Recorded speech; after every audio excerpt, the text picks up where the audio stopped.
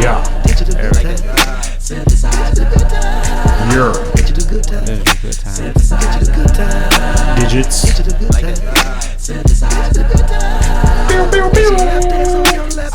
I feel like that's a melody right there. That's kind of a melody.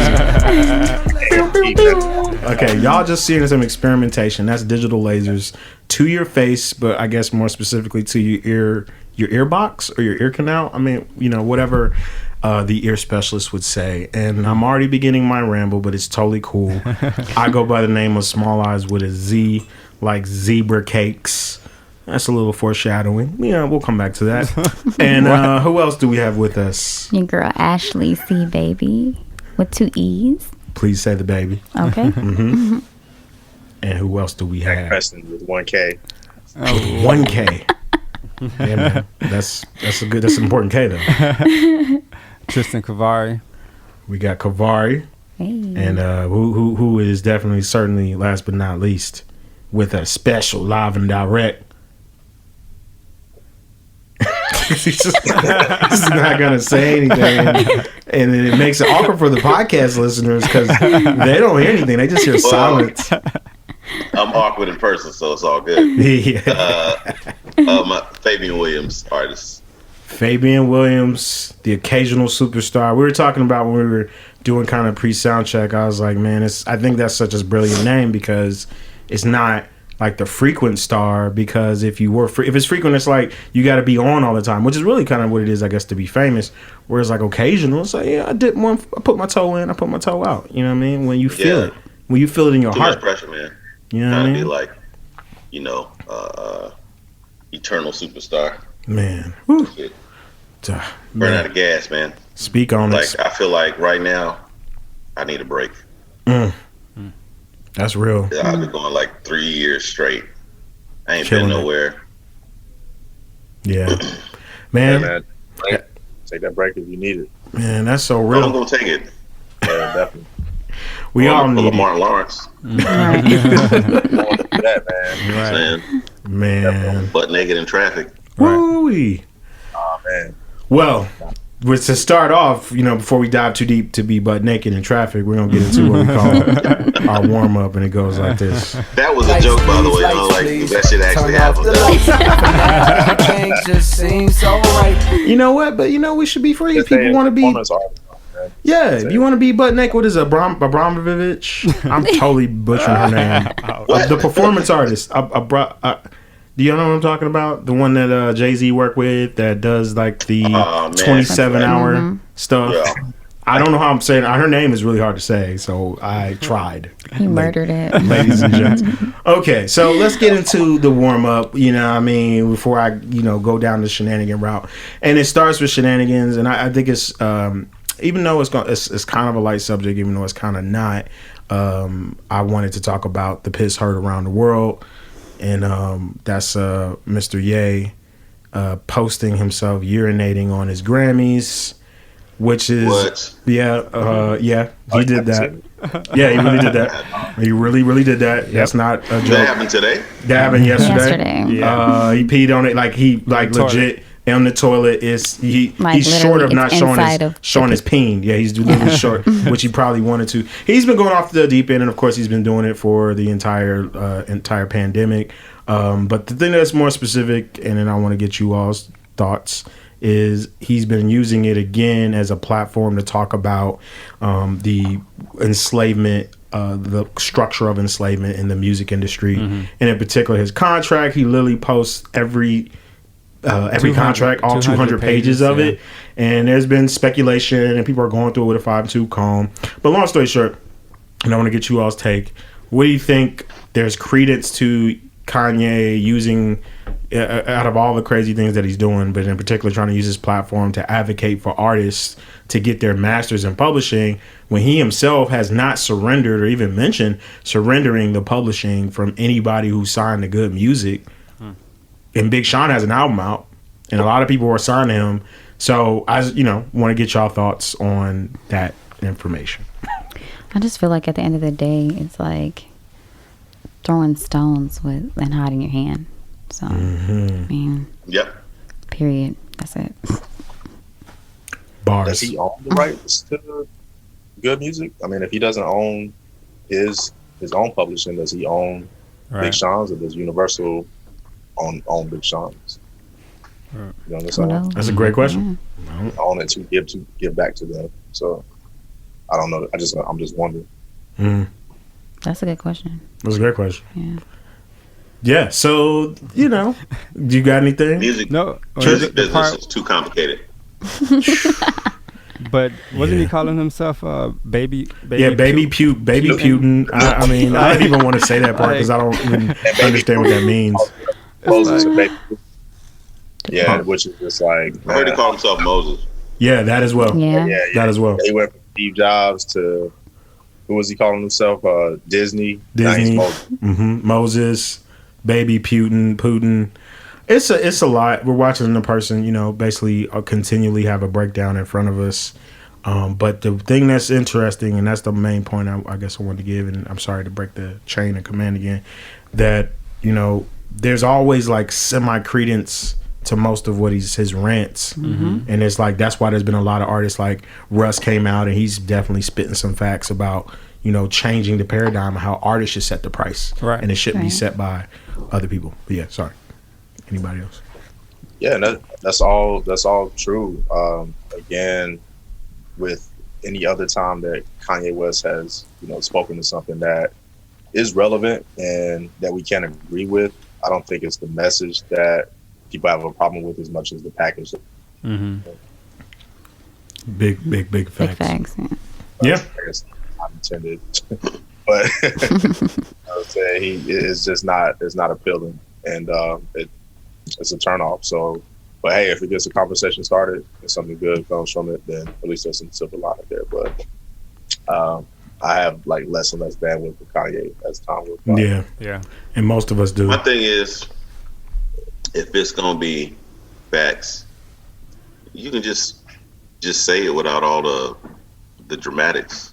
Yeah, there's a way you can put that information out, especially if you have like the people to do it. But ultimately, I guess it goes into the narrative. He's got a mental illness, but I think the mental, like narcissism, is a mental illness too. Oh, absolutely. And finding ways for people to pay attention to you or to keep your name like circulating is, a tentacle of narcissism. And Oh no, go ahead. Yeah, I just think that he's he's getting something out of it, and so are we. Every time we like, what you said, right? Just like mutual masturbation. Just because you put a little bit of truth in something, don't mean that the whole thing is, worth consuming. Sometimes it ain't that deep. Sometimes it's like, look at me. Yeah. Look what I can do. Does it in a different way. He can't twerk necessarily, so he's like throwing out, like legal documents. Right. That's what I'm saying. Still looking. That's fine. We live in such an age of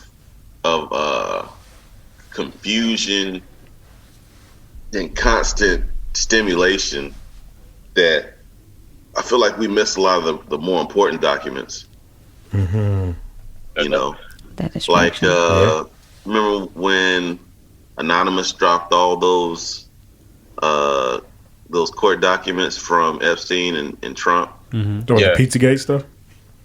Yeah, Pizzagate I didn't see nothing about Pizzagate. But those were some of the things that were connected to those documents that you're talking about. Pizzagate? I didn't see nothing about Pizzagate.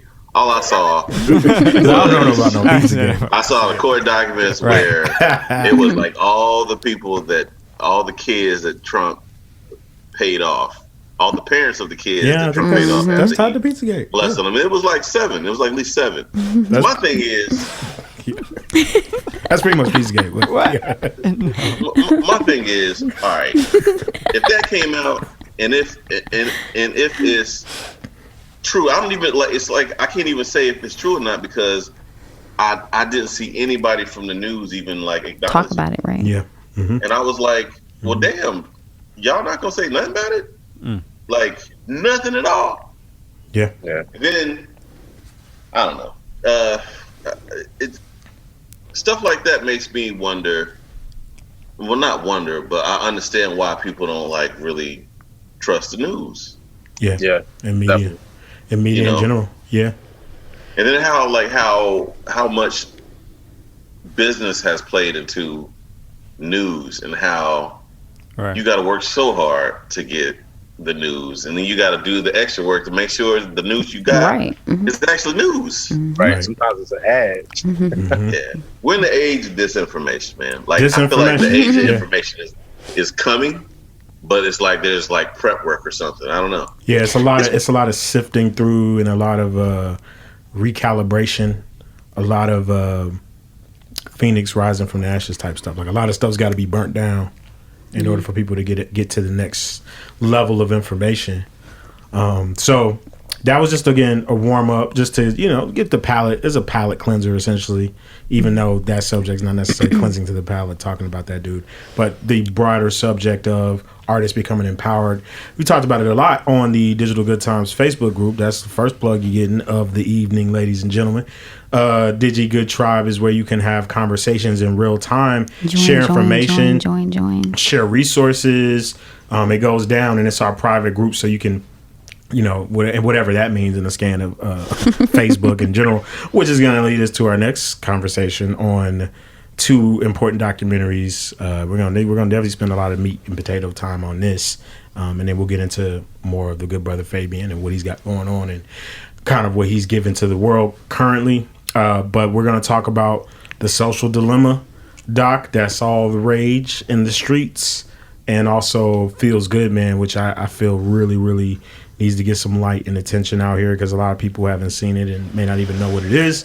And that's cool because we're going to give you a little insight on it. So I want to start by playing a clip of the from the segment of the Social Dilemma. And then I want anybody to jump in and discuss how they feel. That'll start the conversation. And then I'll play another clip a little bit later on. So here we go. They know when people are lonely, they know when people are depressed, they know when people are looking at photos of your ex-romantic partners, they know what you're doing late at night, they know the entire thing. This is a new kind of marketplace now. It's a marketplace that never existed before. And it's a marketplace that trades exclusively in human futures. Ooh-wee. Just like there are markets that trade in pork belly futures or oil futures. We now have markets that trade in human futures at scale. And those markets have produced the trillions of dollars that have made the internet companies the richest companies in the history of humanity. Ooh-wee. Right. Let me drop a bomb on that, right? I was just about to say, what a bomb at? Trading in human futures. When she put it like that, I was like, holy fucking moly, man. So, yeah, who wants to jump in and give their thoughts first? No, I won't jump in first. Well, it's funny, like this being the topic, because this week I'm doing a class with Emory. I'm helping like there. It's a class for human health and services. Dealing with disparities between inmates and social problems that affect people with disabilities inside prisons. That's amazing. At least that's the class. That's amazing. Okay. So in our discussion, the teacher mentioned this thing called a panopticon. Okay. Never heard this before. No clue what that Google is. panopticon. Panopticon. So it's this structure made in the 1800s. Okay. 18th century. Well, not 1700. It's a type of institutional building and system of control designed by the English philosopher and social theorist Jeremy Bentham in the 18th century. The concept of the design is to allow all prisoners of an institution to be observed by a single security guard without the inmates being able to tell whether they are being watched. So if you look at, if you Google it, that's crazy. You Google it, there it's like this circular building, and in the middle is a tower, and all the rooms are facing the tower, and it's made that way so the guard can observe everybody, and everybody can feel like they're being observed, but don't know if they're being observed. So to me, this is a digital panopticon, and it's made even more worse because of the quarantine. So we've begun a situation where not only the people that are watching us are sort of like invisibly waving their hands, people online, if they see you at an event or something like that, they're going to be like, oh, look at this mother. Right. Now, the thing is, you should be indoors. You know, you should be like chilling out so you won't pass the disease on and get caught. Or bring it back to your family or some shit, right? Yep. But it's something about the shame that's driven through social media with all the other shit, you know. Social media doesn't make you feel good. And watching that documentary just kind of like cemented it for me. It's like, damn, I got to get off this shit. Right. You know, futures, boy. Traders, futures. Selling your potential. Not the rapper. They're not selling rap. Future sells, I guess, on his own. Right. They're talking about human futures, man. Like, that was deep because when they talk about how people use the data and the analytics, and people who are in that world understand what's going on, but to break it down and to simplify it and say they don't care about necessarily your raw data, is how they can map the trajectory of your life to position products, services, etc., to create this Panopticon, the Panopticon essentially of your personal life sphere. And it's like it's crazy, you know what I mean? Did you guys ever see the clip from Dinner with Andre? No. All right, let me see if I can. Can I grab it for you real fast? Yeah. I mean, can we show? Yeah, well, you can talk about yourself while I do it. Just talk about yourself. I'll piggyback off of Fabian. Yeah. Even then, like there was a quotable where he was saying, the like button was created on Facebook to make people feel good, to spread love, and then it turned into something more of like an alienation type of situation, or like driving teenagers to like depression and things like that. I think like they were saying, like the mass chaos that it creates, and like just technology and the whole essential situation with society. I think it's important to really like really like talk about how, you know, everything else has laws, and me coming from like a legal background too, you know, everything else is policed by laws. So you get something like this created and there's no laws that protect us. Like, even then, I thought it was great that they even mentioned the aspect of potentially taxing them on, you know, the data assets that they have on us. I think that's huge. Yeah. To try to create some type of normalcy and, like, you know, create the whole thing like humane technology over inhumane, unregulated, predatory technology at the end of the day. Like, it's predatory at this point. It really is. That's well said. I think well said. I think at the end of the day, like, this is really pushing us into a civil war, like they were saying, like with everybody, with the whole Pepe situation, with like all of that. Like, I think them not policing these groups and not being able to police these billion-dollar companies that are created off of our minds and what we think and the predictability of what we want to see or what we want to pay attention to, that's huge. Just super predatory, man. Spit it. Wow. Spit it. As you spit. Like, and I sometimes, like, I think about like the overall, like the root of it all, you know, to make money, but just bigger than that, like the whole system of capitalism, right? And how, like, that's the motivation. That's what causes the greed and the extortion, and then it just trickles down. It trickles down, but not like the good way. Right. All of the negative effects kind of just wash down to every like side of it. So, like, kind of tearing down the whole capitalistic way that America has been like diseased to think in, and start something new. Because imagine if there's like altruistic, like motivation, like just to better mankind and not to make money. So instead of manipulating, you're actually focusing on making the whole human race better. Facts. Well, the thing is, right now is I feel like that's what we're supposed to be doing right now. Right. But in order for that to happen, the people that have been making money off of this misery are going to be ass out. Yeah. And they have clearly proven that they let the whole planet burn as long as they get their cut. You know, it's really like it's like the same principle as crack. You know, it's just kind of like, are you know, well, it's okay that I'm making this money, you know, because people want anyway. You know, I just so happen to be the facilitator of it. And I think one part that really stood out to me in the documentary was when, you know, a lot of the guys were saying, hey, I know how this works, but I still can't step away from it when I go home. That's when you really know it's like getting high off your own supply. Like, you know, this shit really like crack out here.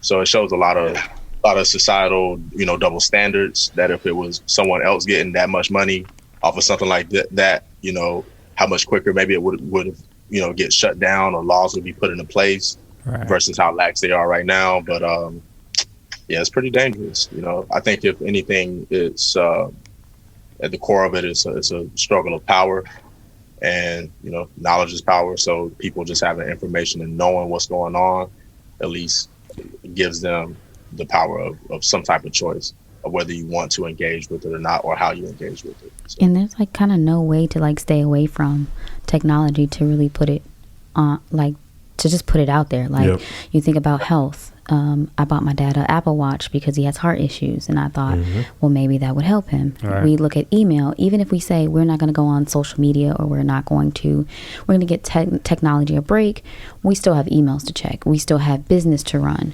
We still have, even then, I look at like another pro and con of technology. You look at social media, right? And we look at brick and mortars. Well, you look at the fact that these brick and mortars, we love to go in and try on clothes, right? We like to see the product because there's more power in us touching and feeling and seeing a product, right? But then you get these companies on Instagram and Facebook and all that good stuff. Well, we also like the convenience of shopping at home, right? So we get those situations, and then now look at the effect of that. Look at all the brick and mortars that are closing. Yeah. You know, and then look at the damage that it's doing to these business owners as well, as far as, you know, people sending stuff back, or, you know, bad reviews and all this. So it's like, either way you put it, no matter what, we are controlled by technology. It controls our lives. Causality, cause and effect. Okay, so I want to play the second clip. I think that's right on time. And then we can discuss more about what you were just saying, how we're being controlled and what are the things that are controlling us. And here we go.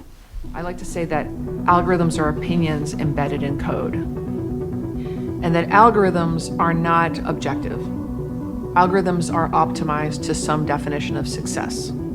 So if you can imagine, if a commercial enterprise builds an algorithm to their definition of success, it's a commercial interest.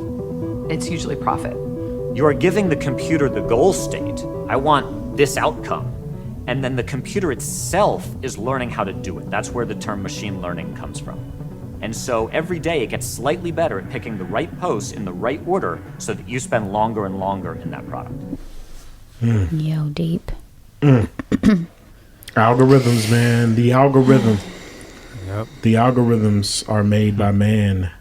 Much like how the Bible was. Boom. I'm going to just drop that down. Yeah, these companies are like basically acting as like sort of like de facto, man. Like gods. They are the new gods. I mean, so that's why I said I want to make that biblical reference. Bars, dude. The algorithms are what are controlling how we perceive the world and who control those algorithms. Like they were saying in Doc, 50 designers, 50 white and some Asian dudes around the globe are responsible for the most important ways people lead their lives daily. And I just think it's important for us to understand the behind the curtains mechanisms that go into what you do and what your actions are daily. I have a question, like a really good question, actually. Drop it. If you all could change it in any way, what would you change, and how would you change it, and why would you change it? Now, when you say what is it? The whole social media situation. I won't even say social media. I would say maybe the governing behind it, and whether it's a law, whether it's a time limit, whether it's banning something. What would you do to try to make technology better as far as the social media aspect of things is concerned, with the negativity that we're dealing with now and the predatory type of situation we're dealing with now? That's a good question. Well, I mean, I think there's one thing that stands out to me, especially in the beginning of the social dilemma and throughout the Pepe documentary, which we'll talk about, which is like when they first do that intro, it's like just all white dudes and then like one white woman, right? Yeah. It's just like when I saw just like 12, them just flashing. It's almost like the Michael Jackson black and white video, but it's just all white dudes. It's white. It's white. I think there's a connection. Between these two documentaries. I think if you took any particular like demographic and you said, I'm going to look at like 15-year-old Indian boys, right? There will be like cultural, similarities. There will be, maybe some thought similarities. If you said, hey, I'm going to look at 25-year-old black men, there's going to be, in America, there's maybe going to be like some certain cultural similarities, that kind of thing, right? So we're talking about American white men. And what comes with them is certain psychological wants and needs and like deficiencies. And you see that through and through. So I'm not saying it is just only on them, but I think that the fact that that's who's creating this stuff, we're seeing there are problems inherent in this technology. Wow. So, I mean, it's the crux of why we podcast. Take diversity. Bars. Like, we need not have straight just white dudes. Bars. Pure bars. Gotta change this shit. Right. And I feel like there's always kind of like a tech or a industry titan, like whether it was steel or oil or like the auto industry, and now it's like tech, where like it's this conglomerate of just like they're entities and they run the world at that time. You know what I mean? And then like the torch gets passed down or taken over, and like what will the next one be? Yeah, that's deep. Yeah, I mean, like technology now is more important than just about everything. But I also believe that AI is already alive. 100%. And I feel like it's really just constructing itself piece by piece through us. Yep. And, everything that's happening is driving us to it. Big thanks. Thanks. Franchise. Thanks. This is slightly different but related point is, I think about all the dystopian, novels and all the dystopian movies that were made in like the 20th century, early 21st century. And if this exact scenario of what we're going through right now was written in like 1976, it would just seem like a work of fiction. Like this is worse than some of the actual dystopian novels that were written back then. Like, wow, truth. Yeah, that's crazy. Truth. Hey, what if how things happen is how we how we look at science fiction, but it's really projection mapping. That's crazy. Like, I think that humans are really just fabricating robots, and we make stuff and we make what what is put in front of us or put in our heads. Yeah. And if you show a bunch of, movies, pictures, and paintings and make songs about utopias, you're gonna get a utopia. If you make songs and movies and books about dystopias, you're gonna get a dystopia. That part. Wow. Yeah, piggybacking off of you too, actually, it's so crazy when you say that, because it's like they prepped us for this. Over the years, they have exposed us to more and more and more until, and now at this point, we're numb. We're numb, and we just think like, well, it's not the way that it should be, but it feels okay, Right. It feels okay. It feels. This is normal. It feels, because even with certain things that we do things sometimes mechanical or subconsciously. So it's like we're watching these TV shows about certain things. We're listening to, podcasts and radio shows and different music that's depicting these type of situations. And then, boom, this type of stuff is happening. Yeah. And it's like, we're okay with it. It's even like some of the different things that are pushed upon us on these TV shows and all this other stuff. They prepared us for this. Programming. Yeah. Programming language. Were they programming us? Programming language. This? What'd you say, Tristan? I said, or were they programming us to do this? It's not that they prepared us for something. It's like they put it in our heads so that we would be it. Mind control, hypnotism.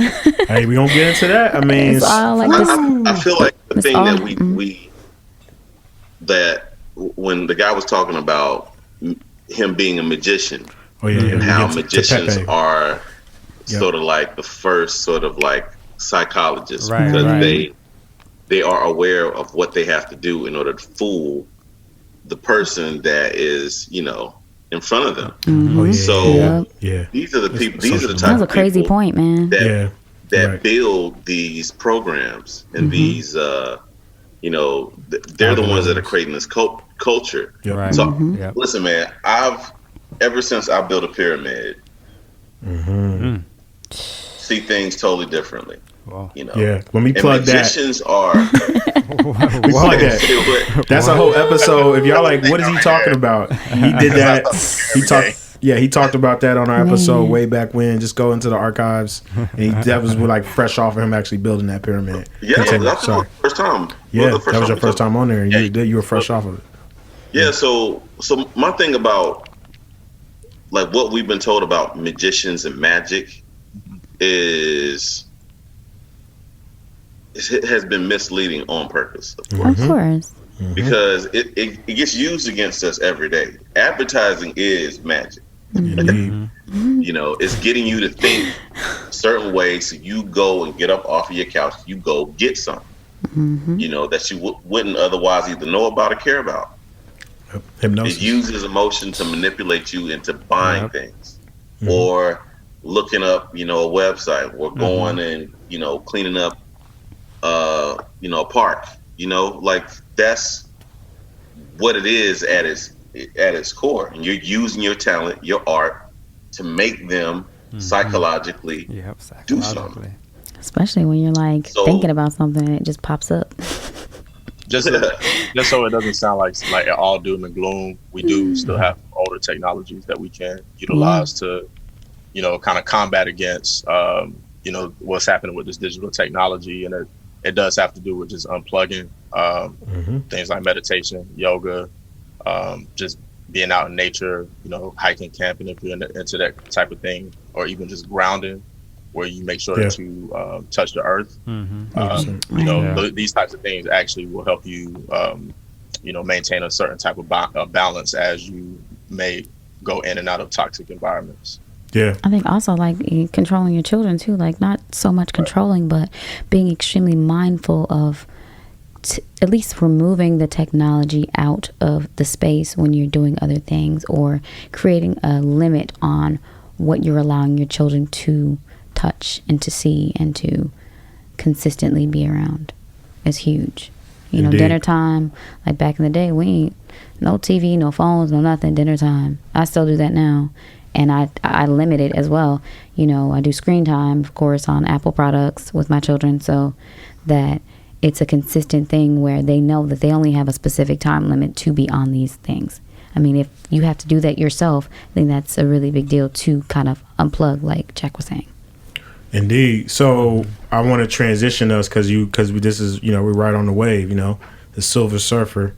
You're talking about the magician, which the guy who worked for like Facebook ethics or whatever was talking about in The Social Dilemma, which I think is interesting that both of these documentaries feature a magician, and one in the Social Dilemma is like, I guess you would call it traditional magic, and this other one is definitely practicing occult magic. And I wanted to also connect to what Jack's point was about we have technology. We actually have ancient technology, which is traditional African spirituality. Right. And that is a very ancient technology that works. But I want to play this clip from Feels Good Man. If you don't know what that is, you might know Netflix Social Dilemma. The Feels Good Man is not available anywhere unless you got to buy it or rent it. So, use your internet to figure out how you can get it. But it's very, it's very, very, very interesting, very similar to Social Dilemma in that the Social Dilemma piece is giving you what the social networks are doing and how they're pushing forward narratives and algorithms that allow you to basically be controlled in a systematic way. What this document talks about, the organic aspect, because there's two parts. That's the one part that I think the Social Dilemma doesn't necessarily talk about, and it's not their focus. Their focus is on what the social media aspect are doing. But what about these groups that aren't connected to algorithms, like message boards and forums that isolate in silos? Well, guess what? Those are the things that are the crux of what is changing society in front of our eyes right now. And that's why this Feels Good Man doc is so crucial. And I'm going to play a clip from it, and then I want us to talk about and get everybody's thoughts on it. So here goes that clip. The whole idea of memes comes from Richard Dawkins' 1976 book, The Selfish Gene. Most of the book is about what he called universal Darwinism, which said all of biology is driven by genes, but culture is driven by memes. He said, look around you and you'll see floating about in the primeval soup of culture is information copied by imitation from person to person. 4chan, just the way that it functioned, was just super conducive to creating memes. The way 4chan works is that it's a Darwinian competition for attention. So you have a post, and if the post gets a lot of replies, it floats to the top. And if no one replies, it sinks to the bottom and quickly dies. It's a winning and losing system. And it's a lot like a video game. Cartoon character turned internet meme, Pepe the Frog, has been added to the Anti-Defamation League's database of hate symbols. In a press release, the organization wrote the character had been, quote, used by haters on social media to suggest racist, anti-Semitic, or other bigoted notions as a hate symbol. A meme can become the anchor, the seed, if you will, around which a group of like-minded people can gather and toward which they can focus their energy. That's a basic tool of meme magic. And that's one of the things we saw during the 2016 election. All right, so I know that's a lot to process, y'all. Let me take you through. What I did is I strung 4 or 5 clips together. But I wanted to show you the journey of like what people consider to be the definition of a meme, right?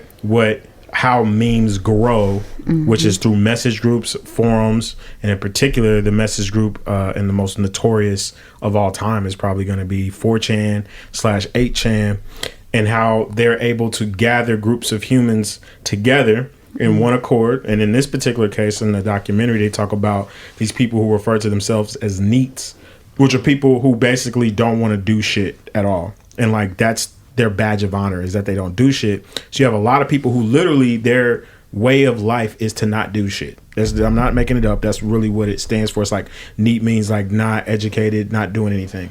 Then you have these group of people that feel like they're disenfranchised, and you gather those groups together, and that's how they start cultivating their own cult of personality. And so Pepe went from being a illustration by this innocent artist in San Francisco, who then got co-opted by white supremacists. Now you might say like, oh, did the Nazi? It's like, what's so crazy about this documentary? This is the part I want to mention. This is where the magic part comes in. Is like, it's people being converted into this ideology because they don't have anything else to latch onto. And that's where this energy, magic, whatever you want to call it, comes in, where you see somebody, oh, there's this image and I think it's funny and this person thinks it's funny. So if I put something like they were saying on the 4chan and I know I'm going long-winded. I'm gonna let y'all speak. In the 4chan, the point was that you can be anonymous, so you didn't have to really show yourself. So you can say whatever you wanted, so you could really spew out whatever you wanted, and then also you got more hits the more controversial you were. So you're rewarded by being you could say your most savage self. So you can imagine what kind of energy that brings out. And my last point is the reason why this is so crucial and what's going on, was literally happening now, is that most of the people from the Boogaloo Boys to QAnon to you name it were birthed in these 4chan chat groups that were using these whistleblowing dog whistle secret coded pieces of art, aka Pepe, to translate them being on a common accord.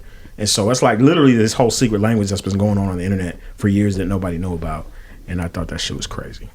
So crazy is not the word. Wow. Yeah, I know it's a lot. So whatever, however you want to process, however y'all want to jump in. So I mean, like I was saying about like magic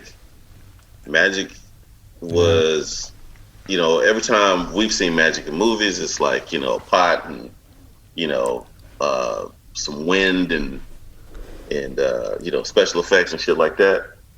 And magic is actually really practical. It's really just like programming people to do your will. Right. And you get it by a number of different means. We're seeing now that, you know, you can do it digitally. Now, I personally believe that AI has got us figured out, and it's just slowly converting. It's like if anybody would want a war, it'd be machines. Yeah. At this point. Straight up. So do you think that they are actually directing the new Matrix? Yep. It ain't even the Wachowskis, it's AI. They just make it. Listen, I believe time travel is not what we think it is, especially if you don't really have a body. Speak on that. Speak like, on Please that. do continue. I mean, you sending your consciousness back, you know, to a period in time. Time isn't constant. Time is flexible, just like everything else, apparently. So, you know, they drop in hints that time is flexible through media, through movies, Tenet. And like, you know, it just so happened that these other scientists said that there's a parallel universe that's running backwards, and then you have the movie Tenet that comes out like right around like 2 months later. I feel like maybe, you know, at any point you start time traveling, everything is irrelevant. Indeed. You know what I'm saying? Indeed. So if I was an AI, I wouldn't have to send a big metal machine back. I would just send my idea of me, and then it was plant the seed, and you slowly implement yourself piece by piece, using like the people that you looking to conquer as, you know, not only your cash, your piggy bank, but also your battery. You know, because we are the ones that are building it. We're giving it its idea of itself, and you know, its possibilities. It's brilliant, actually. If I don't know. Have you seen the show? I mean, yeah. You dropped a lot right first there, of all, baby. let's just slow it down for a second. Let me drop this. Hold on, I got one little question, man. That was really dope. What strand of weed were you smoking before the show? Right, because whatever that is, whatever that was.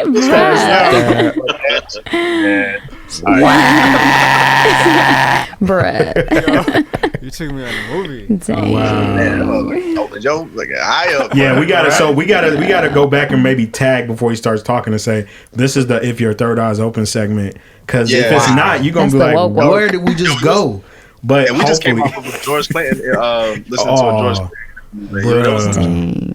Man, okay, yeah, we're gonna talk about that later when we get to picks of the week. But I do think since Jack brought it up, I just want to mention how there's certain people, and I know that Fabian, this is close to his start too. You start talking about aliens, and we can get into it when we get into your piece. But first of all, I think George Clinton is definitely an alien, and maybe from whatever race that African people maybe came from another planet and came here. I don't know. Yeah, we can get, at Cape Blanc, we can go there. But he said this, and this is the wildest part. He said that he gave Prince Behold the Pale Horse. And like, oh my God. Yo, if you don't know what that book is, look it up. He said he gave that to him, and he gave it to a whole bunch of other people. And like after that, Prince started to shift. And this was in this chat. This is this app called Clubhouse. Jacko mentioned it because he actually brought me on. We'll get to that in the plug. But I just want to mention, there are aliens really among us, man. And there's no other way to describe what George Clinton is. Wait, what if they're coming back to get us? That's why we've been seeing them so much. That's what people have been saying. The UFOs, the like, aliens. Yo, we black, yo. You know what I mean? I mean, actually, when I think about why they haven't done a full disclosure, really any disclosure at all. Yeah. You remember like about a month and some change ago, the Pentagon said that they were going to release the videos, some of the records on UFOs, that they had some. Yeah. And they had been investigating them, and the one in 2015 was real, and that they were going to spill the beans, and it was supposed to be the same week that Ghislaine Maxwell was supposed to release all her documents about the people that she, had under, on video or whatever. And none of that happened. Right. That happened. None of it. So I've been thinking real hard. It was like, I know there's aliens, man. Come on. Yeah. And they coming here. For sure. Now, why? I don't know. But, I feel like I definitely believe they come here. So the military admitted it, not full-throatedly, but they admitted it. Yeah, they casually dropped it. Like, yeah, whatever. What do y'all, whatever. But I don't think people really be thinking about how much shit could shift because of that. Right. One, you flying from a whole nother planet. Right. Or dimension, another space and time. I bet you're not flying in a gasoline plane. That part. Oh, for sure. I want to know about like the energy you're using. Do y'all have money? Yeah. What is money to you? What's your social situation like that? Well, did you come to a time where y'all about to kill each other? And y'all worked it out? How do you get along with other planets, other civilizations? I know it ain't just us. You know what I'm saying? Right. I want to know, like, I want to know everything down to like what the gate was like. Like, imagine if you saw an alien walk up and the motherfucker had a bop and shit. I feel like it's the most interesting thing that we could be talking about, because we need some advice. Fabian, was that some strong, bro? So what No, seriously. I have a question for you. My Seriously. studio is isolated. No, I actually do have a real question for you though. Like, so do you think it's more of a controlling type of situation with the government as far as not creating mass chaos? Or do you think it's just them not wanting us to know what may be more powerful and more of use to us with everything going on? Part of that, and also let's say like they came to tell us that our whole way of doing shit is wrong and money's fucked up and stupid, and there's a whole nother way that you can do it. There's all these different ways of managing your society and your resources and treating people with dignity. What if that's what everybody does? You know what I'm saying? And here it is. We got money. But they have done. You know what I'm saying? Right. They might. They did send their representatives down to tell us that in a few different forms. Probably. And there's a hot, like, I think about all the stars in the center of the galaxy, right? The galaxy is just crowded with stars. Right. And around every star, at least, there's one planet.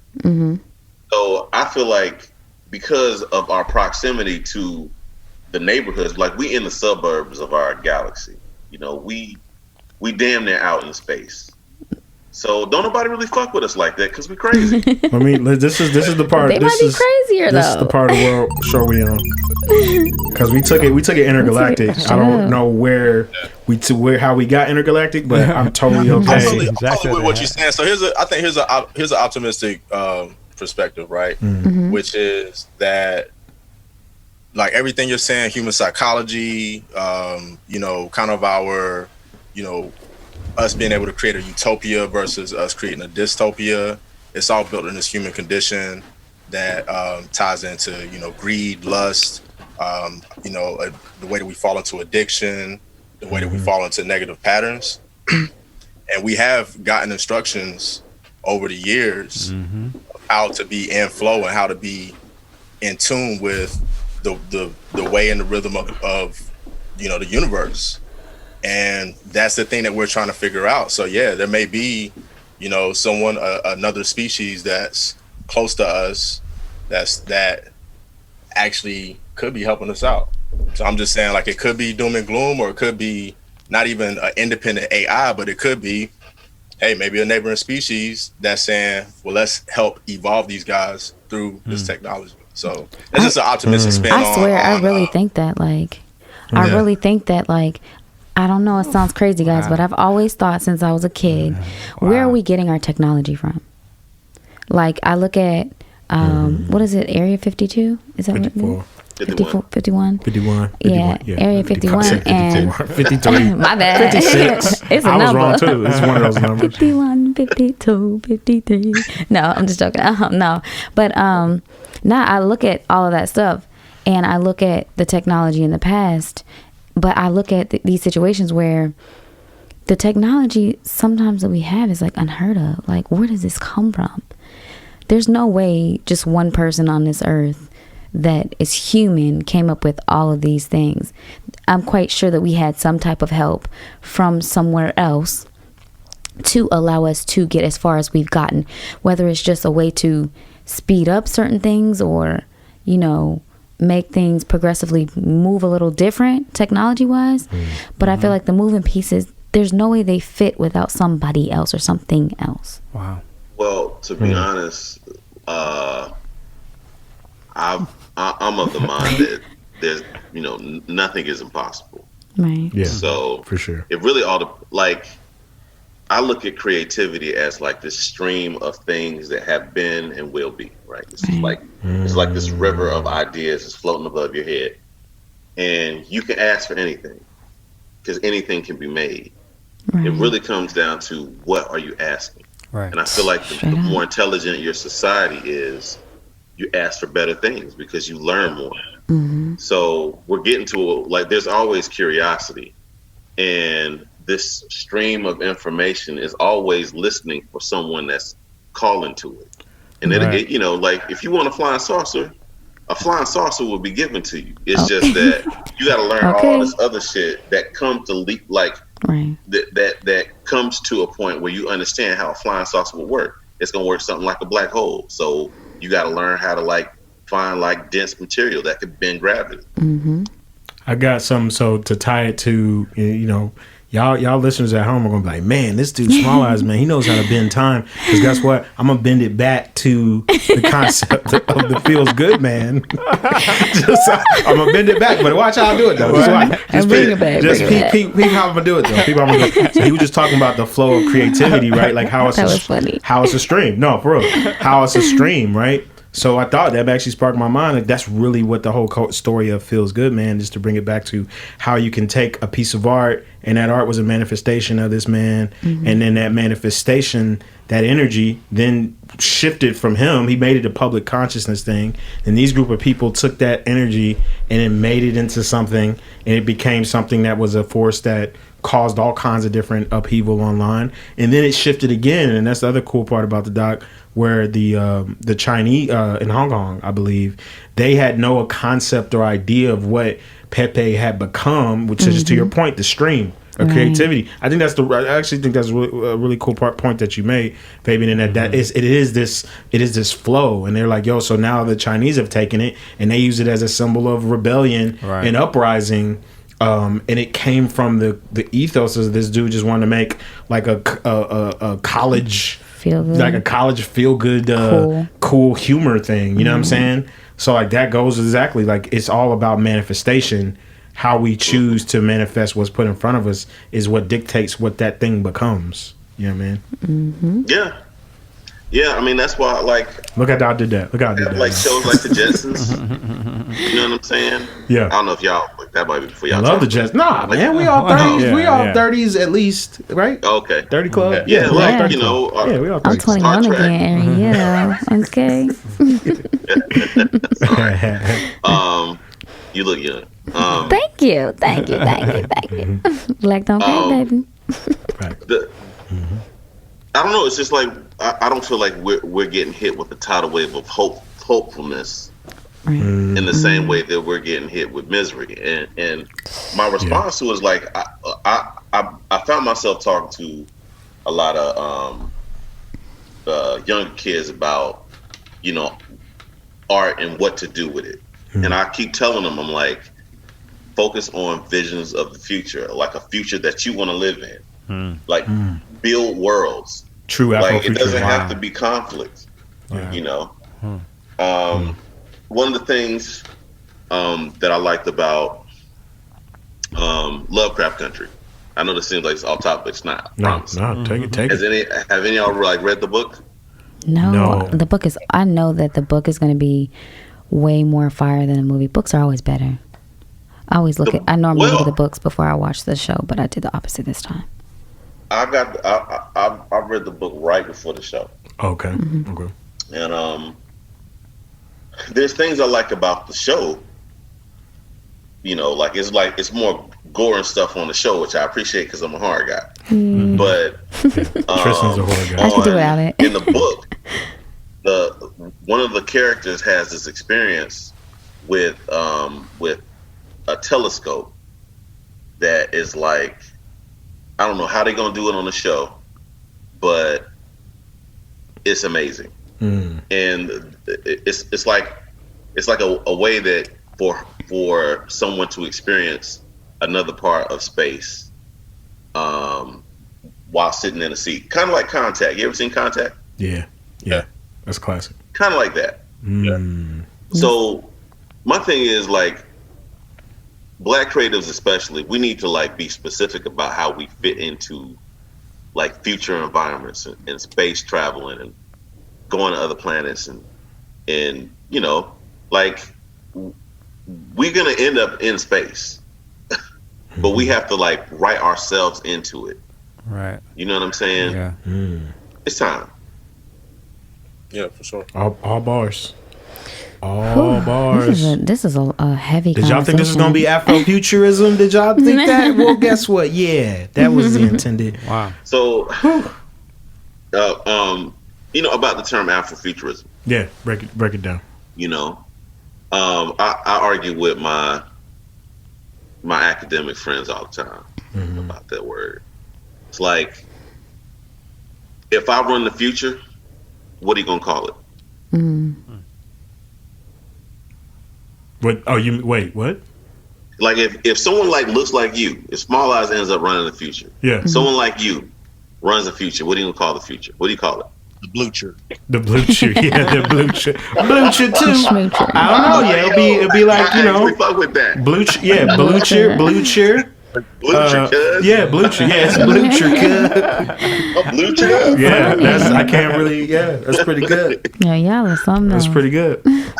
That's pretty good. Yeah, I'm gonna go with that. Yeah. My point is like right. We have to. When we say the future, like the thing that needs to pop in your head is a Black person. That's what I mean. Right. That's how we have to hit everything: the media, books, TV, paintings, you name it. Like we have to paint our future. It has to be embedded. So Afrofuture doesn't make you think of Black people? We have to accept it. Afrofuture doesn't make you think, when people say that doesn't make you think of Black people? No, it doesn't. Break it down. It doesn't. It makes me think of like, future, but with Black people. Instead of, the future's Black. Like when I say the future, I just see Black people. Happy. You know what I'm saying? That's interesting. Happy. So extremely happy. Just like reverse programming. Right. Yes. And the thing about it is like we fabricate what we see. What we accept, the image that we accept, we make it. That's what we do. And the environment, planet, the universe, it responds to what we say. It's almost like everybody's like a mini God, like a mini reactor. And it's like, if you like look down at your shoes, you miss all the heavenly glory. You know what I mean? Like you you don't see the possibilities of what, like anything. You know what I'm saying? There's a practicality to anything, though. Like, it ain't just something that like just kind of comes up to you and, you know, you just want it and then it just happens. Like, there's work involved, a lot of work actually. Mm-hmm. But it teaches you how to get it or how to understand it. That's what I mean by like anything. You can have anything. You can have stardom, no problem. But then you got to learn all the things that come with stardom. You know, it's a lot of work to be famous. Right. I'm gonna piggyback off of that too. That's why you occasionally. I think going back to the exactly. whole, Tone it down. Plug. Touching on the whole, fame situation. I think we hear kids a lot. Like when you think about the social dilemma situation, we also think about these kids want fame. They want a viral moment. They want to be seen. They want to be known. So I think that's a huge psychological part of the whole social dilemma situation as well. I think that's something crazy to touch on because it's like everybody wants fame. Nobody wants to work regular jobs anymore. It's not looked at as appealing on social media. It's not looked at as you're cool anymore to work these jobs. I think at the end of the day, that psychological aspect of making everybody feel like, oh, well, you matter, but you got to be famous or viral to matter. Mm-hmm. I think that also plays a huge role in everything. Yeah, that's something that I didn't believe that it was real until my kids was explaining it to me. Like, you know, like they really care about these numbers. Right. Yeah. It's almost like credit is losing its appeal. Right. Mm-hmm. Your social currency is, Black Mirror did it. Black Mirror's already done it. China's already thought done of it. Credit Karma as a company was like foreign to me because like you had to do all this shit to like get your credit score to go up. Mm-hmm. And it's now like Credit Karma is like kind of like acting like some hoes. Right. You know? Credit Karma is you pretty hard. It won't even affect your score. Like, what? Credit? Right. Okay. We'll help you get your credit exactly where you need. Right. Yeah. Credit Karma's kind of hard. It's though. losing its It's kind of hard. Though. It's kind of hard. I mean, with these viral moments, man. I ain't gonna lie. Everybody lives for these viral moments. This fame, these it numbers. was nothing like that when we was growing up. Mm-hmm. Nah. Actually, Nothing you weren't like as cool if you were on social media bopping. Like, it was like you talking junk behind, Twitter fingers. You gonna get beat up for real. Mm-hmm. Now it's like, oh, I'm bigging him up because he going at you. What you gonna say back? Yeah. It's not. There's no accountability anymore. It's okay. It's all good. All for fame. Sometimes I look at like shows like Black Mirror, and I'm like, oh my God! Remember that episode, Fabian? Or are they just telling us that's what's next? Huh? I said, remember that one episode where they had the social, where they had the point system, score. Yep. Right? And China adopted that. There's a few places that actually adopted it. Yeah. There's a few towns that are literally doing it right now to their criminals and to people who are punished, and it is working, and it's. It all ties into this whole psychological control and predictability thing with the whole social media technology aspect of things. The predatory thing I was saying, y'all. It's real, what man. You think about it, it's like why do we want to contain everything? Why do we want so bad for us to be contained? That's deep. I'm just why do we want us to be contained? Yeah. Why do they? Why is it a global movement to contain people? We are powerful. To like have them to control them. What is that about? We are so powerful and so smart, and as long as we cannot see, they gave a great point where they were saying the distractions. As long as they can distract you from the issues that you need to be looking at, they control you. So you got to think, if we are really like we touched on last episode, if we're really gods and we're really kings and queens and all this good stuff, why would you not want to limit that? Why would you look at how they take these jobs over to India and these other countries? They don't want to see us see how much powerful we are. Even the American people overall. Imagine if everybody could tap into that place in their mind that they could literally control everything or be able to control their own future. If they can't control our future, how can they make money off of us? Mm-hmm. Well, actually, what if you actually tried to be happy? Right. Like everybody tried to be happy at one time. They can't control us. Right. Well, it's like 8-Ball and MJG said, space age pimping. That's what it's like. Space. Oh, I mean, like this response to the pandemic from Congress was definitely some pimp shit. Yeah. Let me give you one check right quick. Yeah. Nah, I ain't giving you no money. Matter of fact, it's getting dark. You need to get out there on the street and make this money. I don't care if it is a pandemic. Go get this money. Get out in these streets. I gave you a little bit of money. Go me my money. They pimping us all. Right. It's a pimp situation. Whole system. It's stretched. Yeah. How do people that you gave money to solve your problems just go home? Right. Yo, that's the ultimate level of control, bro. We'll be back. Yeah, man. Yeah. Wildness. So as we transition and I mean this has just been a fluid. This is definitely the third eye episode, if you didn't already know, which is back to the pyramids. Vibes. You already know. But I want your good brother Fabian to kind of, as we wind down, to tell us what do you want to, what are you doing? What energy are you working on putting out in the atmosphere? I know you just did a show, I think last week, and you're always working. But what do you want to leave the people with, as far as what they should be thinking about as we bring this 2020? We got a few more months left in the year. Where should creatives in particular, let's put it like that, where should creatives, artists, etc., what should they be doing, and what are you doing during this time? Right now I'm working on literally a poster design for this event on September 20. Hold on, I think it's 26. We'll definitely link it, of course, on the tribe and in the Digipack, y'all. Plug number 2. End of this month, we're gonna have that information on the Digi Good Tribe forum, which is the Facebook group. And again, we know that Facebook is horrible and is the monster, and we should get off of it. And I want to transition this into spaces like Discord, but I need to see where people's interests are. We need to get everybody accounts on Discord. We probably need to do like tutorials. That's where we can go true underground, and where all kinds of conversations are happening. We should add some good to Facebook. Yeah, you know what I mean? And so, that's neither here nor there. But yes, sorry. What date were you talking about, Fabian? He said it's at the end of the month. Oh, yeah.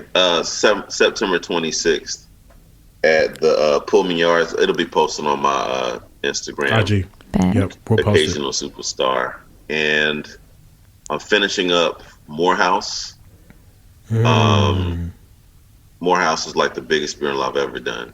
Really? And I've been working on that for like 2 years. Jeez, what part are you doing? It's where the Kilgore building is? Yeah, I went there, so I know exactly. Yeah. Oh, okay, yeah. Yeah. That wall, that long white wall. Really? That's like, that whole thing. Like so all for the way people down. that don't know, can you talk about like the kind of what you do, so people kind of understand what you do, if they don't already? Yeah, I'm an artist. So great. Right now I'm doing a lot of murals, and but I switch my medium up like every few years, so I'm always kind of like changing into some sort of like different manifestation of like whatever I do what the ideas call for. Yeah. So Morehouse, the piece is called Black to the Future. It is about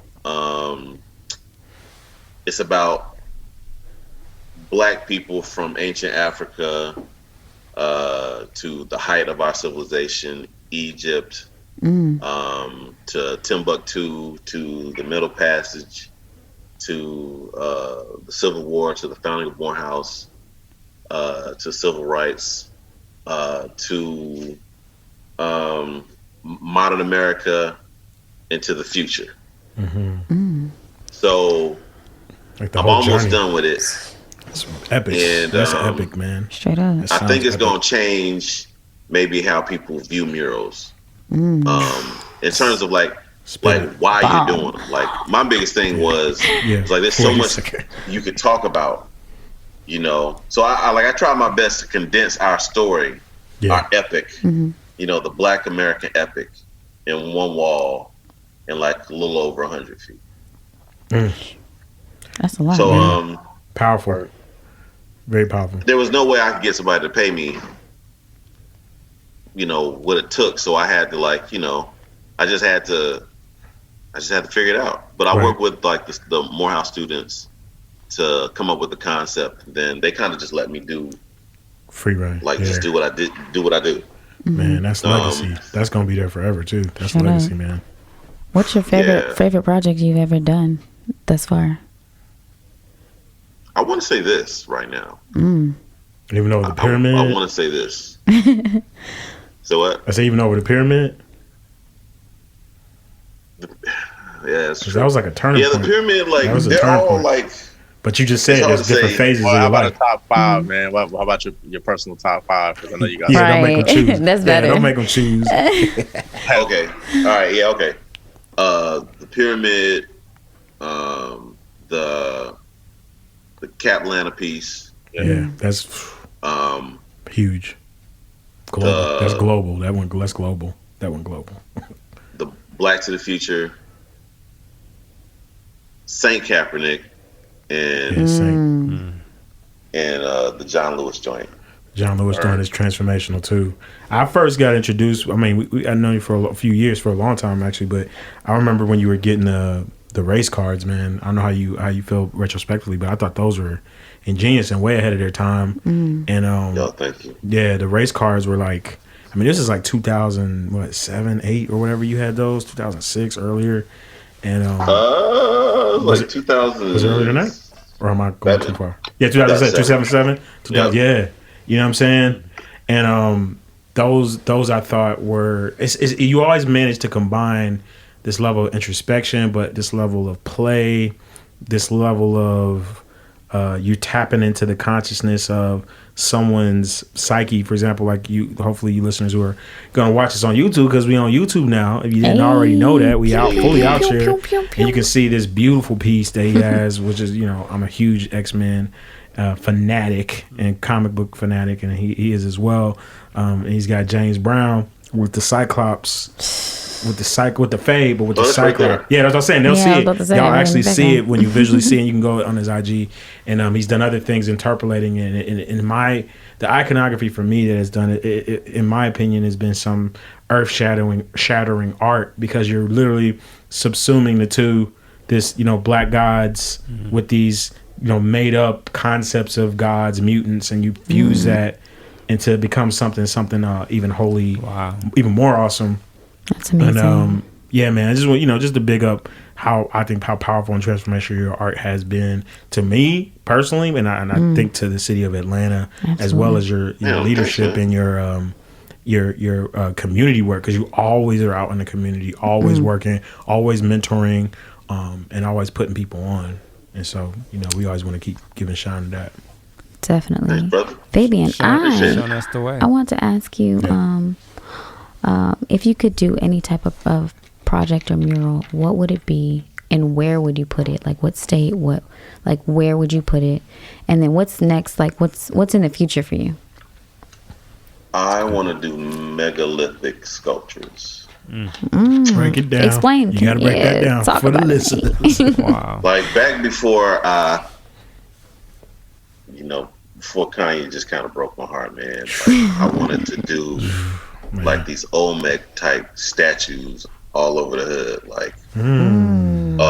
but just make like just a big. It was gonna be a big. I was gonna start with Kanye actually. It was gonna be a big, like Kanye Olmec style, version of that's different. Kanye, and I was just gonna like halfway bury it. You know what I'm saying? But it was gonna be like limestone. Jeez. Like you would find in like Mexico. Right. Yeah. But I was like, I don't know how to sculpt. You can always lead, man. Yeah. Like you said, if you think it, you can do it. Well, that's what I'm saying. So this was before I actually did the pyramid. So I did the pyramid, then I did a foam sphinx for like the Black Panther movie. I did a Black Panther Sphinx. It's actually outside my studio. And then I did a sculpture of Martin Luther King Jr. with Cerebro on his head. So that's right outside my studio now. It looks raggedy now because I didn't put the coating on it correctly. But I'm gonna coat both of them and make them look like gravel. So, recently this dude, friend of mine, bought some land outside of Atlanta, and he invited me to do something with these big pieces of limestone. Okay. That he's got like, well, is it granite? It might be granite actually. Anyway, it's like some big rocks. So I was like, is this my calling? You know what I'm saying? But the next I'm not a iteration. sculpt, man. I managed to learn sculpting with foam. Doing stone and shit is like a whole nother thing. But I'm curious because what I really want to do is make like giant sculptures like in Atlanta. Dude, that would be lit. Bro. Like you know, like Speak Easter that into Island. existence, You know what I'm dude. saying? Easter Island ones. I can see it, Bro. I see it too, man. Wow. Yeah. Jeez. Vision. You know what I'm You're saying? Like another level, imagine if you was Fabian. rolling up on the city, you saw like a sculpture like the size of a building. You know what I'm saying? That shit. That's some Has that true even- life Wakanda shit. Right. You know what I mean? Like That's what I'm saying. That's what true I life want. Wakanda shit. Jesus. See, if they can't control us, I mean, like, we control our futures, right? Yeah. The universe. One thing I will say, Fabian, is that, my experience, we talk about social media. My experience on social media is that you are one of the people that I consider to be, one of the least programmed. Your voice for sure shows up as people say they're independent thinkers and everything. You're one of the few people that I would say that I really value your opinion because I can tell that you really take time to think things through and to really make sure it's coming from you.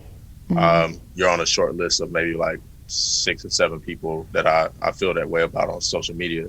And just going through this interview, it all kind of connects and makes sense. I have a background as a visual artist as well, so I've had the paintbrush in my hand, and so knowing that the time that I spent and what it feels like to tell stories and speak through a paintbrush, and to know how far you've gone and like into that discipline, the ability that you have, it makes sense why you think the way that you do, because that is a meditation within itself. As you know, I was talking about those other things, yoga, but to paint is just, and to paint in this day and age, right? In this digital age, or coding and coming up with all these things, but you're using a paintbrush and then you're thinking about sculpting and using stone, right? As your medium. That's just extremely powerful, impressive, and I definitely commend you, man. It makes sense why you're thinking very other dimensionally, and you're seeing things come together in a different kind of way. So I just wanted to highlight that. Thank you, Fabian, man. The reason why I feel like I've gravitated to sculpture and like physical things even more so than painting is because I feel like what controls us now is intangible. You know what I mean? Like you can't put your hand on a post. Yeah. Really. Right. You know what I mean? Art is still able to take an idea and then make it into a thing. A thing. Something you can touch and it's real, as opposed to everything that is being shown in this, Black Mirror. So like, this is my way of trying to figure out, like, I don't know, like, what is the place that we're gonna, like, what physically are we gonna live in? Right. That's deep, bro. Because otherwise we're gonna end up in a room on a Peloton. Plugged in. Bicycling for credits. Plugged in. For Bitcoin. For Bitcoin. Wow. We didn't even get to go down that rabbit hole. We didn't even get to go down that rabbit hole. We didn't get to talk about that though. That's going to be a whole different subject. Because I would like to bring you on when we talk about crypto. I want to have one of my homies is a crypto expert. and then somebody like yourself who thinks about it tangentially, because there's not a lot of people who have the perspective you have that I do think is important on Bitcoin, not just the fact of it, being something that's manipulated. And we talked about that already, about how the algorithms are man-made anyway. So yeah, it's for sure something that can be manipulated. But we talked about online about, the power of blockchain and decentralization, and how that is, I think, another form of self-empowerment that we can tie to this BLUTURE or whatever we want to say. We want to say Afrofuturism or whatever. That's Jack's term, man. I like it a lot. Whatever we want to say. We don't want to say Afrofuture or whatever. Yeah, to pop his collar right quick, that we need that. We need all those components, and it's just to all the really wonderful points Jack made about how we need people who think tangentially, if I'm even saying that right, but who think in that way, because if we don't have those perspectives, then we are ultimately going down like a linear track of something that is being systematized, programmed, and so we require people who are true aliens like yourself in order to push society forward. We're blessed, man, to have you, dude. Real deal. You're extremely innovative, and I think that our future needs you, and our children need to see more of your work, and people need to understand that this is what allows us to be inspired, this type of work. No pressure. No pressure, man. No pressure at all. Yeah, you want to build building type statues? That's pressure, bro.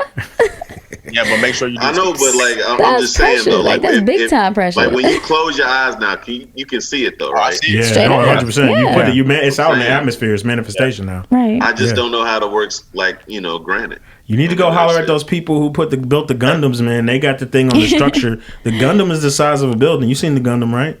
Yeah, I saw that. Yeah. You know what I mean? That shit crazy. Like that's really you. That's where you head outside of That's possible. There's structure. I'm like who did he ear hustle to make that? A lot of people. But they're all fanboys. Think about the people who are in power in Japan. It's all people who grew up with Gundam. Gundam's been out since late 70s, early 80s. So it's late people 70s. Late 70s. So Robotech was the first one. Right. See, so it's like it's late 70s. So literally the people in power are people who grew up. They love it. That was probably an easy we get to have a living Gundam, and it's potentially like military weapon testing. Like, that was an easy, right? Yeah, easy. That's what I was thinking. Yeah, it's like it can move, it can do stuff. They're not telling us it's weaponized, but anyway, sorry, we know to take us down that place. But before we wind down, we bring this to a close. We're gonna get into our final segment, which we call Picks of the Week, and we'll take it home. It goes a little something like this.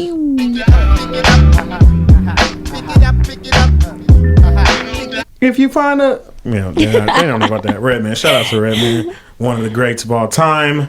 So yeah, man, this is definitely an episode for that ass.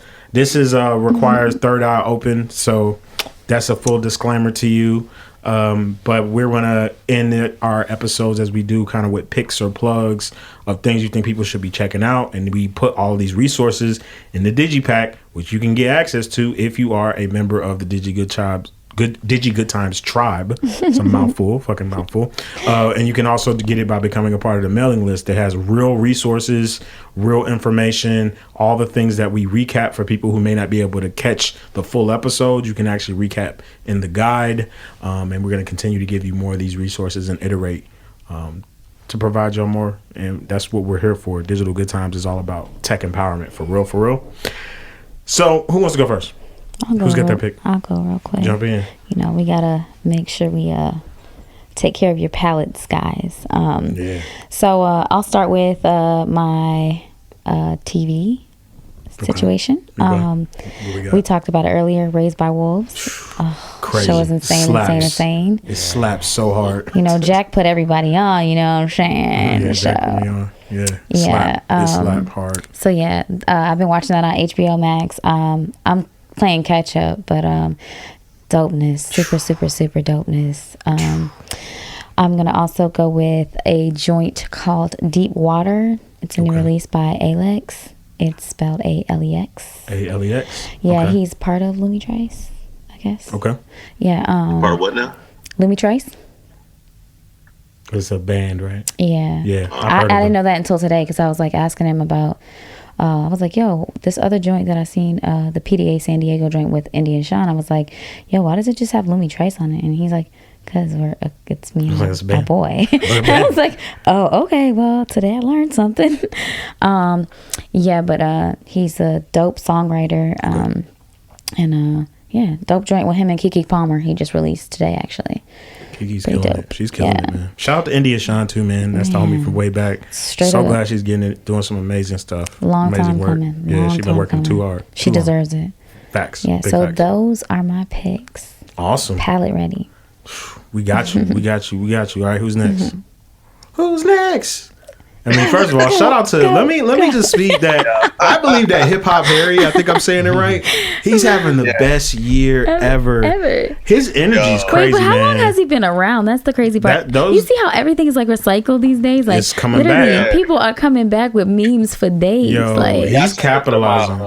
The memes control everything. Like, oh, I forgot about him. Like, I remember him.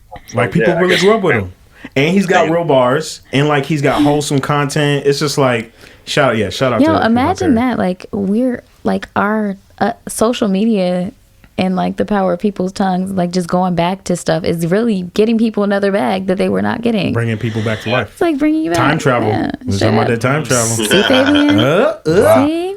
Time travel. So I guess I'll go. So we mentioned it a little bit earlier. I thought that they were fully launched, but they're not. I thought so too. I guess still in beta, called Clubhouse, which is on the horizon. Mm-hmm. It is it's a chat based app, like chat rooms, but it's voice only. You can't do any type of texting or DMing or anything like that. Mm-hmm. And there's like you can just go in rooms and have different types of conversations. You can make it freestyle or topical.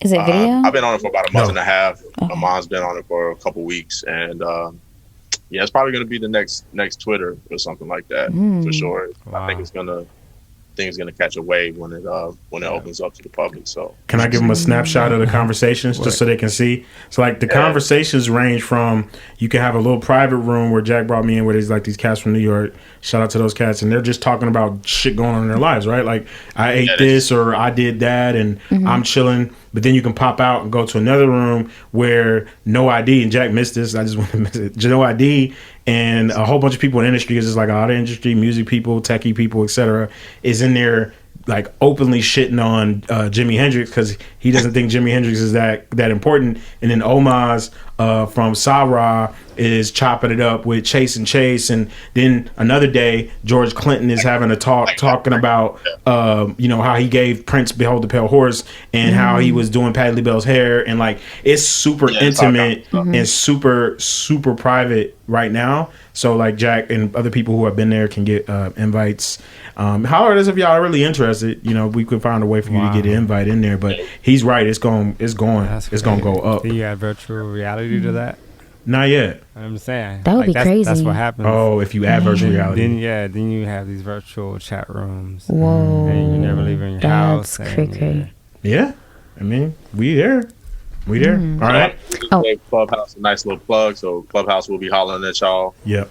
Yay. Yeah, they gonna come and get that cease and desist.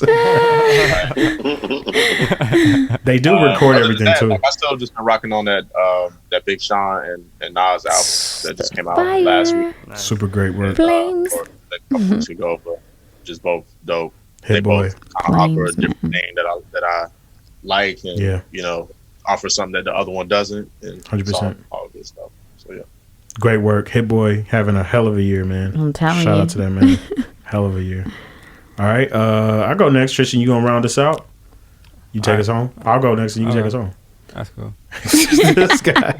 Everybody today went to space, and that's cool, man. No, I'm all about it. Tristan's been literally, he's been in space all day. I think. I want to know where he's been, and I understand it, man. And he's like, I hope y'all feel this, man. This is we got to connect to the cosmic. Like you said, the cosmic is also ancient technology as well. Again, let's bring it back to that. But and speaking on that, all right, I'm gonna just give y'all the real deal. I've really been on a kind of African cosmology tour and getting closer with myself in that regard, and I feel like the energies in the universe have been bringing me there. So 2 books I've been looking at. One's called the Way of the Orisha. It's pretty popular. It's a good primer for anybody who's interested in getting started and learning a little bit about African cosmology, in particular West African cosmology, which really has defined a lot of religions in the world globally for thousands and thousands of years. One's called The Way of the Orisha, and the other name I can't remember right now, but I'll put it in the pack, and those 2 are great primers for interesting people, anybody interested in studying traditional African cosmology, which is essentially this ancient technology shit we're talking about, and the future technology too. Then I wanted to, that's the books I'm on. Then when it comes to, I was gonna say TV, we already talked about Raised by Wolves, which is nuts. Yeah. Like, it's nuts. Yeah, I do think it's interesting. I don't want to give anything away, but like the people that there's not really anybody to Fabian's point, which goes back to how we have to manifest it. It's not really anybody with power that's black and brown in the show, which is a little bit like not cool to me about Raised by Wolves. I don't know if y'all noticed that. You know what I mean? Well, they're in there. They're like either slaves or like. Right, that's what I mean. Not powerful. They're robots. They're not like. And then we.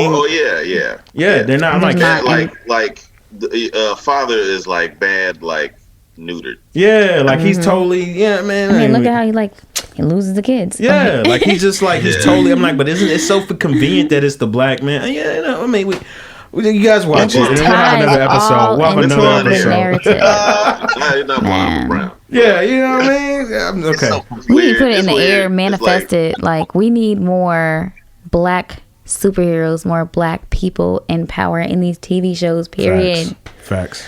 Maybe we just need way more producers and black higher ups in the TV and media world.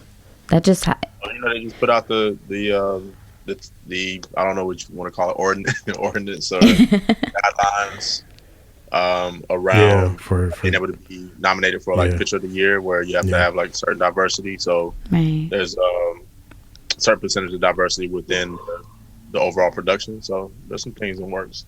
Yeah. So that's all I got. The African Cosmology, study that. We'll have those links in there if y'all want to dive deeper. And then Raised by Wolves, I'm going hard with that. Those are my 2 for the week. What you got, Trish? Mine was Raised by Wolves. Look, everybody's on the same wave. You gotta watch it. It's crazy. It's super crazy. Great in the way. Minds think alike. It's HBO's having a nice run. I'll tell you that I'm excited about The Mandalorian. Obviously, that's coming back. That's pretty. That looks good. It looks so fire. Yeah. And we got at least Juan Esposito. Am I saying his name? Juan Esposito. At least he's got the dark saber. Everything. I'm trying. Juan Esposito. It's like I'm pretty decent in Spanish.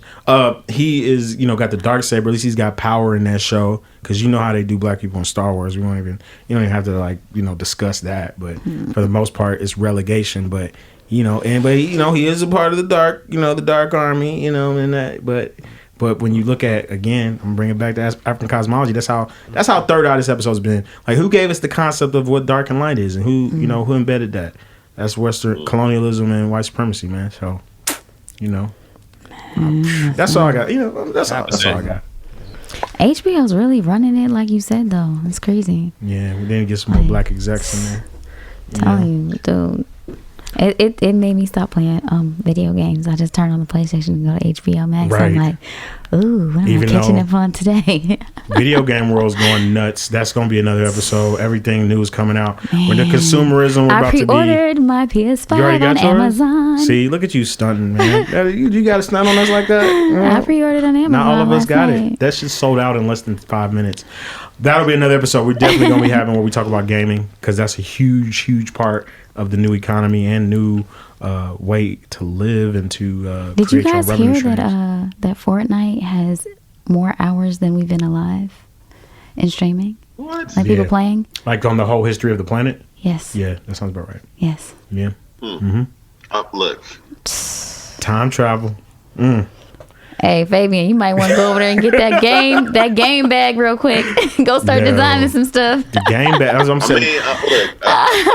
One of my hobbies now is going to be writing.